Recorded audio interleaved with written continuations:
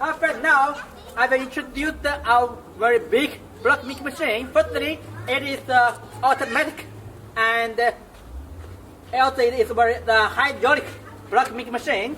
Firstly, the machine can produce the different blocks and pivots and interlocking blocks by changing the mode. This part is the mode, and this three hydraulic cylinder will press and lifting the up mode. And also, you can see there is the big motor.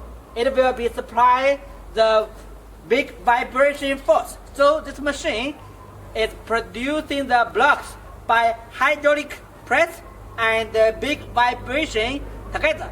So the blocks will become very strong strength.